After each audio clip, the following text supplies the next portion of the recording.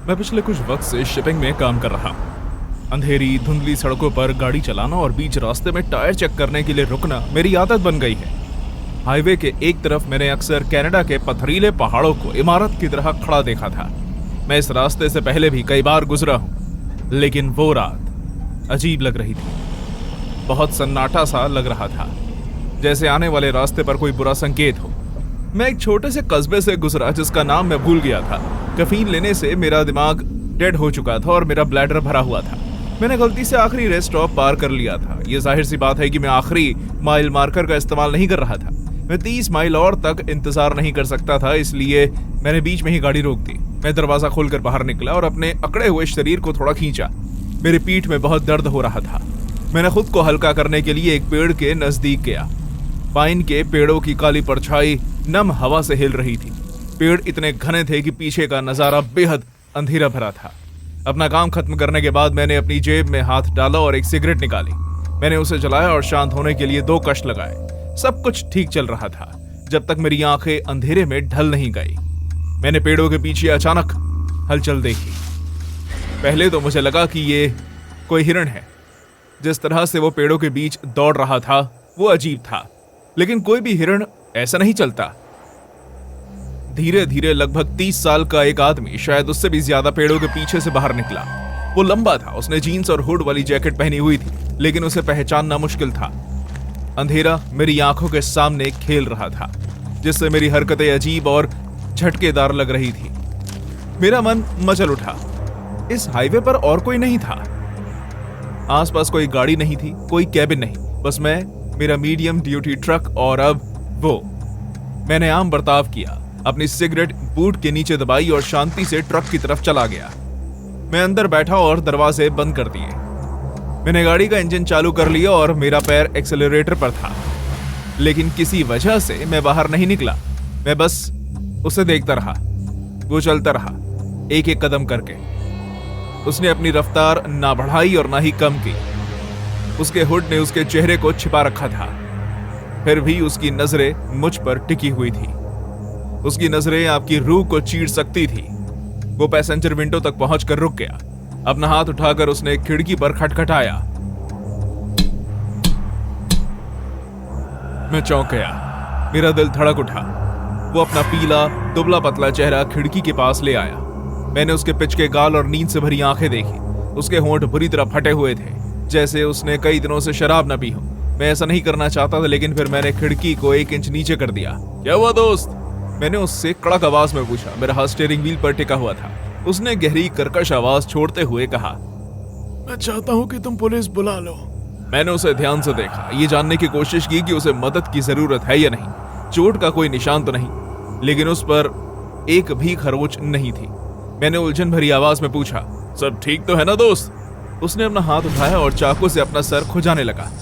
उसकी आंखें लगातार हिल रही थी, जैसे उसे समझ में नहीं आ रहा हो कि हथियार का क्या करें। चाकू की तेज धार चांद की रोशनी के नीचे चमक रही थी।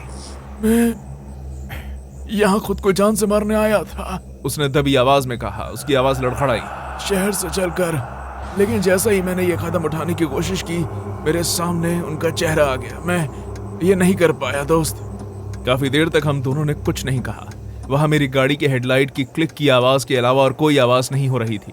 मैंने पुलिस को फोन किया, लेकिन मैं गाड़ी के अंदर ही बैठा रहा और लगातार उसे देखता रहा जब तक कि पुलिस नहीं आ गई। वो हिला नहीं, बस वहीं खड़ा रहा, चुपचाप रोता रहा। ना सिसकियां भरी और ना ही कपकपाया। उसकी मरी हुई आंखों से आंसू ऐसे बह रहे थे जैसे वो उसके ही ना हो। मैंने उसे प्यार से कहा कि वो चाकू को जमीन पर रख दे, इससे पहले कि पुलिस आ जाए। वो मुझे ऐसे घूर रहा था जैसे उसे मेरी बात समझ ना आई हो। फिर वो धीरे से झुका और उसने चाकू को सड़क पर रख दिया। जब पुलिस की गाड़ी की लाल और नीली लाइट्स की परछाई मेरे रियर व्यू मिरर पर पड़ी तो मुझे राहत की सांस आई। उन्होंने उसे हथकड़ी लगाई, उसे घुटनों के बल बिठाया और मुझसे कुछ सवाल किए। इससे पहले कि वो उस आदमी को लेकर वहां से निकलते, मैं उनके पास कुछ आखिरी शब्द कहने के लिए गया। अब मुझे उसे बिल्कुल भी डर नहीं लग रहा था। हे, मैंने एक आखिरी बार उसकी आंखों में आंखें डालकर कहा, यह भी खत्म नहीं हुआ है।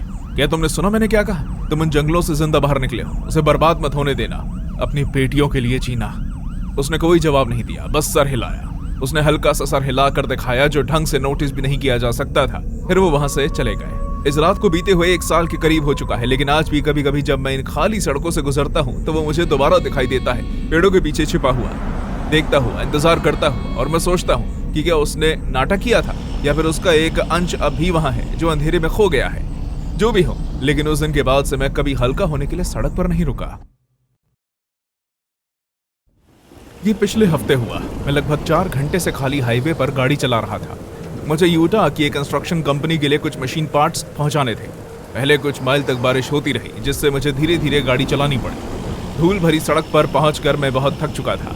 आसमान में बिजली कड़क रही थी और मैंने सोचा कि रात को रुककर सुबह सूरज निकलने पर चलना बेहतर होगा। मैंने ट्रक एक पेड़ के नीचे खड़ा किया और अपनी पत्नी के बनाए हुए ठंडे टर्की सैंडविच को खत्म किया। उसके खाने में उसकी खुशबू का स्वाद था। मैंने आसपास का अंदाजा लेने के लिए खिड़की नीचे की। अब बारिश नहीं हो रही थी, लेकिन रात के अंधेरे में ठंडी तेज हवा जोर जोर से चल रही थी। खिड़की के पर्दे बंद करके मैंने सीट पीछे की ओर झुका ली और फिर अपनी जैकेट को कंबल की तरह उड़कर सो गया। लगभग 1 घंटे के बाद मैंने दरवाजे के हैंडल को हिलते हुए सुना। ये आवाज ड्राइवर की साइड वाले दरवाजे से आ रही थी। ऐसा लग रहा था जैसे मेटल से मेटल टकरा रहा हो। आवाज बहुत ही धीमी और हल्की थी, जैसे बाहर जो भी था वो अंदर आने का रास्ता ढूंढने की कोशिश कर रहा हो। मैं सीधा बैठ गया। आपको वह एहसास पता होता है जब गहरी नींद में होते हो और आपको कोई अनजानी आवाज सुनाई देती है और आप फौरन अपनी आंखें खोल लेते हो, ये जानने की कोशिश करते हुए कि जो सुना है वो सच है या नहीं। वही हुआ। अब तक कोई भी गाड़ी उस रास्ते से नहीं गुजरी थी। टायर की चरमराहट की आवाज भी नहीं हुई थी। मैंने वापस उठने में वक्त लिया। मैंने दबे पांव पर्दों के किनारे तक गया और कोने से बाहर झांका, लेकिन मुझे बाहर कुछ भी नहीं दिखा। मुझे बस खाली सड़कें और पेड़ दिखाई दिए बस। अचानक मुझे पैसेंजर सीट वाले दरवाजे के हैंडल पर क्लिक की आवाज सुनाई दी। मैं झुक गया और एक बार फिर अपना चेहरा पर्दे के पीछे छुपा कर देखा, लेकिन वहां कोई नहीं था। यह एहसास कर लेने के बाद मेरे रोंगटे खड़े हो गए। मैंने स्टार्टर दबाया, इंजन जोर से चालू हो गया और ट्रक की लाइट ने रास्ता रोशन कर दिया। स्पॉटलाइट, फ्लड लाइट सब कुछ काम कर रही थी। हाई बीम से आगे लंबी फैली हुई सड़क दिखाई दे रही थी और वो खाली थी। मेरे दरवाजे के पास कोई भी नहीं छिपा हुआ था और मेरे पीछे कोई गाड़ी भी नहीं थी। मैंने खुद से कहा कि यह हवा का असर होगा। आखिर बहुत तेज हवा चल रही थी। शायद तेज हवा की वजह से कोई टम्बलवी ट्रक से टकरा गया हो। मैंने खुद से तो यही कहा। मैं सोने के लिए पलटा, लेकिन अब नींद आसानी से नहीं आ रही थी। मेरे कान तेज हो गए। मैं अपने ट्रक के फ्रेम की हर चरमराहट, बाहर हवा की हर सरसराहट सुन सकता था और मेरे मन ने उन्हें किसी के कदमों की आवाज मान लिया था। अचानक वेंट खड़खड़ाने लगे। आपको स्लीपर बर्थ के बगल में लगे हुए वो छोटे छोटे वेंट पता है ना, वो जिन पर कोई ध्यान नहीं देता। ऐसा लग रहा था जैसे कोई दूसरी तरफ उंगलियां खुरेद रहा हो, कोई उन्हें धीरे धीरे खुरच रहा हो। दरवाजे का हैंडल एक बार फिर खड़खड़ाने लगा, लेकिन इस बार बहुत जोर से। मुझे अब डर लगने लगा था, क्योंकि यह सिर्फ एक इंसान का काम नहीं था, जरूर किसी ग्रुप का था। खड़खड़ाना बंद होते ही किसी ने ट्रक की मेटल बॉडी पर घूंसे मारना शुरू कर दिया। ऐसा लग रहा था जैसे किसी का वजन एक अनजान जगह पर दब रहा हो। कोई इंसान या कोई चीज पीछे से मेरे ट्रक पर रेंग रही थी, क्योंकि मुझे विंडशील्ड पर कोई दिखाई नहीं दे रहा था। मैंने स्लीपर में लगे पैनिक बटन को दबा दिया। ट्रक का अलार्म बजने लगा। अलार्म इतने तेज था कि वो किसी मुर्दे को भी जगा दे। मुझे यकीन था कि इससे वो भाग जाएंगे, लेकिन ऐसा नहीं हुआ। ऐसा बिल्कुल भी नहीं हुआ। आवाजें आती रही, थपथपाहट, खड़खड़ाहट। अलार्म की आवाज हैंडल की क्लिक के साथ तालमेल बिठा रही थी। हवा का सस्पेंशन फुफकार रहा था, जैसे ट्रक बहुत भारी बोझ के तले दब रहा हो।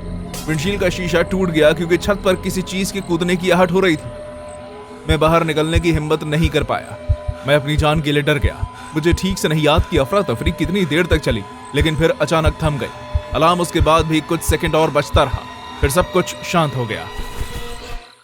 ऐसा लगा जैसे मैं दुनिया में वापस आ गया हूं। कुछ देर तक मैं बस अपनी उखड़ी हुई सांसें और तेज धड़कन ही सुन पा रहा था। कुछ मिनट के बाद मैंने सड़क पर हेडलाइट चमकती हुई देखी। एक और ट्रक मेरे पास से गुजरा था और मुझे फिर से जिंदा महसूस हुआ। मैं रात भर जागता रहा। टायर खोलने वाले लोहे को कसकर पकड़कर बैठा रहा, जैसे मेरा जिंदा रहना उसी पर निर्भर हो। जैसे ही सूरज की रोशनी पेड़ों पर पड़ी, मैं ट्रक से कूद पड़ा। मेरे हाथ में अभी भी टायर खोलने वाला औजार था।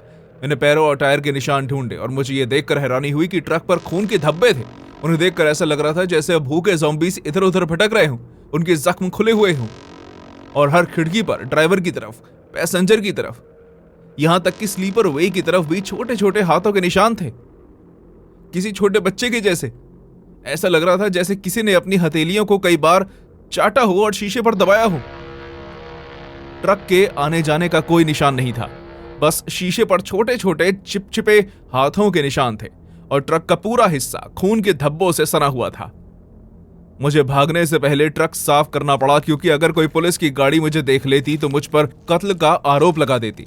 मुझे आज तक नहीं पता कि मेरे साथ उस रात क्या हुआ और किसने ये सब किया था। मुझे बस जिंदा बच निकलने की खुशी है। सच में मैं मिसिसिपी रोड पर अपनी गिनती से ज्यादा समय से गाड़ी चला रहा था। दोनों तरफ खेत और दो बड़ी बड़ी लेन वाला हाईवे जो खत्म नहीं हो रहा था।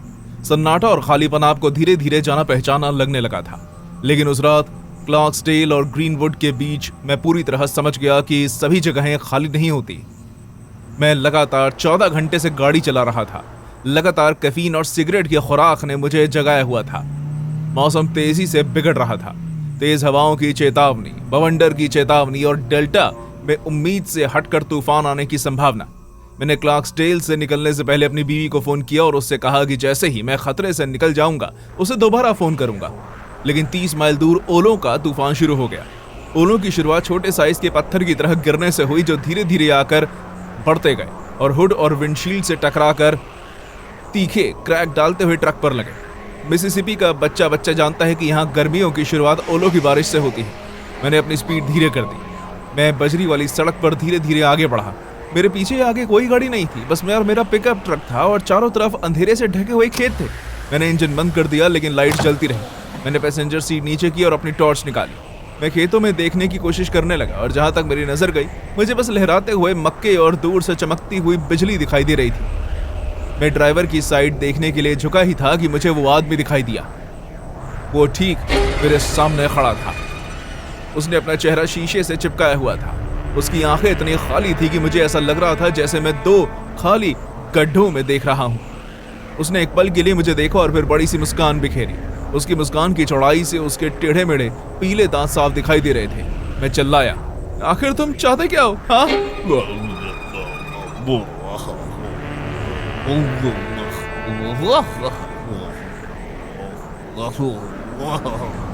उसने कुछ कहा, लेकिन बंद खिड़की और बाहर चल रहे ओलों के तूफान के कारण मैं कुछ सुन नहीं पाया। वो तूफान या बिजली से डरे बिना मुझे देखता रहा। अचानक ओले का एक बड़ा टुकड़ा इसके सर पर गिरा।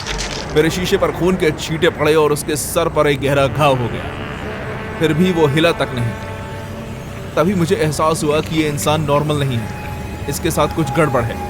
मैंने इंजन चालू करके स्टीयरिंग व्हील को कसकर पकड़ लिया। मैंने बस पलक ही झपकाई होगी कि वो आंखों से ओझल हो गया, जैसे वो कभी वहां था ही नहीं। वो अंधेरे में गायब हो गया। पीछे ना कोई आवाज और ना ही परछाई छोड़कर गया। मैं देखने के लिए नहीं रुका कि वो कहां गया। ट्रक ने फिर से तेज रफ्तार पकड़ी और भागने लगा। जैसे मैं हाईवे पर आया, टायरों से बजरी निकलने लगी। ओले अभी भी गिर रहे थे, लेकिन मुझे कोई परवाह नहीं थी। मैं बहुत तेज गाड़ी चला रहा था। मेरे बाएं दाएं या अपने शीशे में नहीं देखा। मैं बस सड़क को देख रहा था। मेरा ध्यान उस सड़क पर था जो मेरे सामने थी। जब तक मैं पहले पेट्रोल पंप तक पहुंचा, तूफान थम चुका था। मेरे हाथ अभी भी कांप रहे थे। मैंने गाड़ी पार्क करी। मेरी पत्नी मेरे फोन का इंतजार कर रही थी, इसलिए मैंने उसे फोन किया। मैंने उसे कहा कि मैं ठीक हूं और अपना संयम बनाए रखा। मैंने उस आदमी का जिक्र नहीं किया, मैंने उस मुस्कान का जिक्र नहीं किया, लेकिन मेरा मन मुझे भूलने नहीं दे रहा था। आप शायद नहीं जानते होंगे, लेकिन हमारे ट्रक्स में कैमरा लगे होते हैं। हमारे ट्रक लगातार आगे पीछे और कैब के अंदर से रिकॉर्डिंग कर रहे होते हैं। मैं वही SD कार्ड निकालता हूं और उसे अपने टैबलेट में डाल दिया। मैं जानना चाहता था कि वो चेहरा असल था या सिर्फ मेरी कल्पना। मैंने रिकॉर्डिंग देखी। मैं सड़क से हटने से लेकर आखिरी जगह तक की रिकॉर्डिंग चेक करता हूं, लेकिन उस आदमी का कोई नामो निशान नहीं था। रिकॉर्डिंग में सिर्फ सड़क और बारिश दिखाई दे रही थी। कैमरा ने कभी कुछ देखा ही नहीं। मैंने खुद से कहा कि शायद मैं बहुत थका हुआ था। 14 घंटे की शिफ्ट, खराब मौसम और मेरे अपने भ्रम इसके लिए जिम्मेदार थे। डेल्टा रात के समय आपके साथ ये कर सकता है। इतनी खुली और बड़ी जगह का फैलाव ऐसा था जैसे सब कुछ डूब रहा हो। शायद ये सब मेरे दिमाग में ही था, जब तक कि मैंने उस खिड़की के अंदर का कोहरा साफ नहीं किया। मुझे कुछ मिला और वो धुंधला था, लेकिन मैंने उसे पहचान लिया। वो एक धब्बा था, ठीक उसी जगह जहां उसकी मुस्कुराहट थी, एक बड़ा चिकना चाप। तब से मैंने रात में डेल्टा की सड़कों पर गाड़ी नहीं चलाई। अगर आपने पहले उन लंबे खाली रास्तों पर गाड़ी चलाई है तो आपको वो एहसास पता होगा। ऐसा लगता है जैसे कोई शख्स तूफान के बीच मकई के खेतों के किनारे से आपको देख रहा हो। ऐसा लग रहा था जैसे वो इंतजार कर रहा हो कि आप धीमे हो जाएं, आपकी खिड़की नीचे करे और करीब से देखे। मुझे नहीं पता कि मैंने वहां क्या देखा, लेकिन मैं उन दांतों को कभी नहीं भूलूंगा।